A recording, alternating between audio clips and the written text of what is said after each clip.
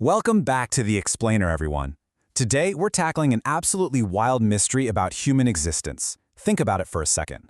When you decide to click on this explainer, or hit snooze on your alarm, or pick what you're going to eat for lunch, who is actually making that choice? Is it you, or is it something hidden deep, deep inside your skull? Seriously, are you really the one steering the ship? We all love to think we're the authors of our own stories, right? We're in charge. But today, we're going to dig into some crazy brain manipulation experiments, split brain patients, and even literal magic tricks that are going to make you question your own sense of agency. We're going to figure out if the you making the choices is actually just a really convincing illusion. Neuroscientist Bobby Kasturi hits the nail on the head here when he talks about this illusion that there's a single person inside our skulls. Your brain is made up of almost 90 billion individual neurons all working together. Yet somehow, this massive, intricate network produces the incredibly convincing illusion that there is just one, unified person living up there. You probably feel like you just made a crystal clear, conscious decision to watch this explainer. But the reality? A huge fraction of what is happening in your brain right now is entirely unconscious. Most of the time, this well-oiled machine works in perfect harmony, completely hiding the mechanisms that are pulling the strings behind the scenes. All right, let's dive into Section 1, the illusion of control. Section 2. When the brain goes offline. So what exactly happens when that illusion of control breaks down? Well, by looking at edge cases where parts of the brain literally shut down, we can start to see all the invisible individual workers that actually run our lives. Take the bizarre phenomenon of sleepwalking, for instance. We take walking totally for granted, but it's an incredibly complex sequence of sensory and motor functions, especially if you're, navigating a dark hallway at 2 a.m. In sleepwalkers, the motor cortex, the part that actually moves the body, is wide awake and active, but the prefrontal cortex, that stays completely asleep. Now, just as a quick refresher, the prefrontal cortex is the brain region responsible for deliberate choices and self-awareness. It's essentially your decision maker. So during a sleepwalking episode, the decision maker is completely offline. Yet a person can still walk around, paint a wall, or, wildly enough, even drive a car. The body acts completely independently of conscious awareness. We see an even more extreme version of this under general anesthesia. When you're awake, your brain waves are throwing this dynamic, exciting conversation across different regions. But when anesthetized, specific drugs block communication hubs, like the thalamus. Suddenly, that vibrant, complex conversation drops into a dull, slow-rolling hum. It really shows us that consciousness isn't just a simple on-off switch. It's the result of complex communication happening all across different parts of the brain. Moving on to Section 3. 2 minds, 1 skull. Okay, what happens if you permanently cut off communication between the two halves of a human brain? We're talking about severing the corpus callosum.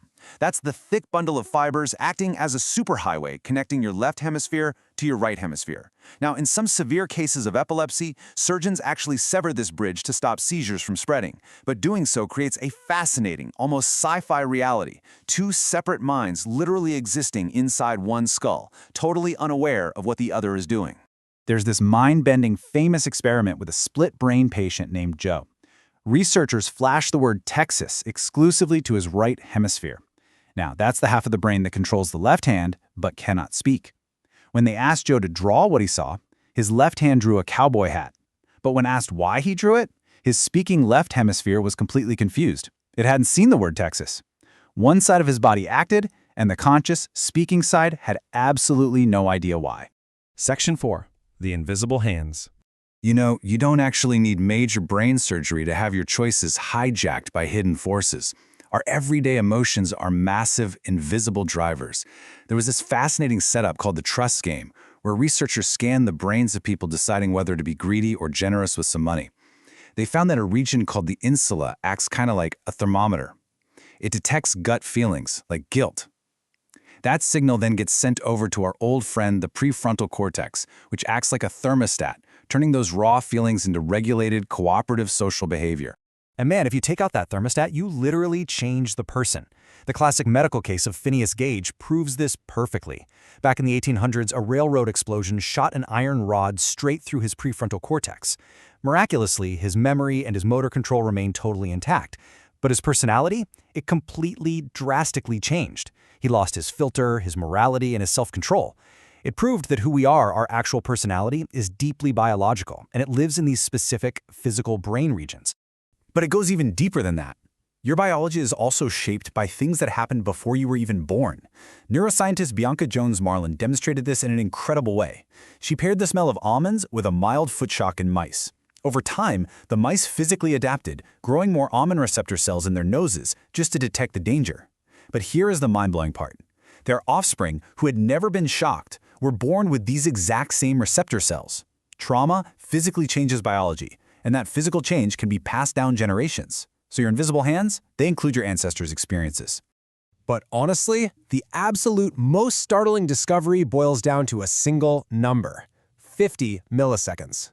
In this wildly fascinating experiment using transcranial magnetic stimulation, researchers found that they could detect the electrical signal in a subject's brain that initiated a finger movement a full 50 milliseconds before the subject actually moved or consciously felt they had made the choice to move. So, I've got to ask you, if your ancestors' trauma, your invisible emotional thermometers, and random electrical brain sparks are pulling the strings before you even consciously realize it, how much free will do you really have? Are you truly the author of your own story, or are you just a passenger claiming credit for the ride? Section 5. The power of letting go. Now, if realizing you aren't entirely in control is feeling a bit, well, existentially terrifying right now, don't sweat it. It's actually your greatest superpower. Take freestyle rapping, for instance. Neuroscientists put professional freestyle rappers into an MRI scanner to see what elite, unscripted creativity actually looks like in the brain. They found that to achieve that spontaneous flow, the rappers actually powered down their prefrontal cortex. They literally had to turn off the conscious decision maker to unlock their absolute highest level of unscripted performance. This builds into such a cool lesson, perfectly summed up by neuroscientist Charles Limb.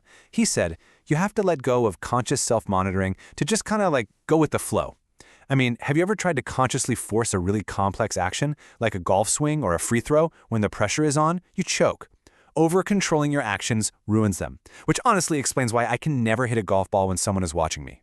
So yeah, the vast majority of your brain's work happens entirely in the dark, totally outside your conscious awareness.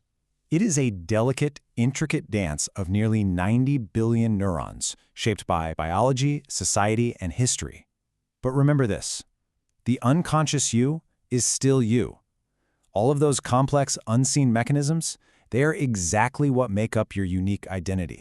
By understanding these hidden forces, we can start to figure out what actually drives us and what we genuinely have a say in. But as we wrap up this explainer, I want to leave you lingering on one final magnificent mystery. As you sit there right now, processing all of this information, getting ready to move on with your day, who just decided to finish this explainer?